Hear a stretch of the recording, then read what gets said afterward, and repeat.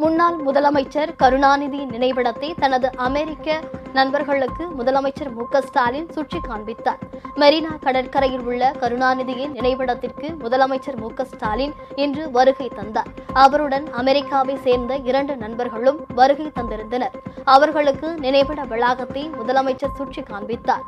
மேலும் கருணாநிதியின் வாழ்க்கை வரலாற்றை அறிந்து கொள்ளும் வகையில் அங்கு உருவாக்கப்பட்டுள்ள அருங்காட்சியகத்தில் உள்ள வசதிகள் பற்றியும் அவர் எடுத்துரைத்தார். முதலமைச்சர் வருகையின் போது அங்கிருந்த திரிசூலத்தை சேர்ந்த சுரேஷ் என்பவர் 6ஆம் வகுப்பு படிக்கும் தனது மகளுக்கு காது கேட்கும் கருவி பொருத்த மருத்துவர்கள் பரிந்துரை செய்துள்ளதாகவும், ஆனால் அதை வாங்குவதற்கான பணம் தன்னிடம் இல்லை என தெரிவித்தார்.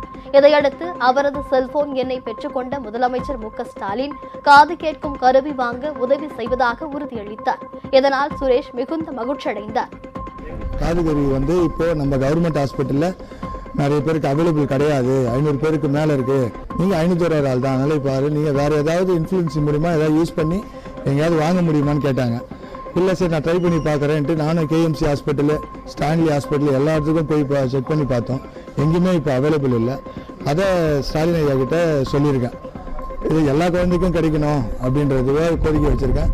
இந்த கோரிக்கை நான் சீக்கிரமாக பண்ணித்தரேன், உங்கள் வீடு தேடியே கருவி வரா மாதிரி நான் ரெடி பண்ணி தரேன் அப்படின்ட்டு சொல்லிட்டு போயிருக்காரு.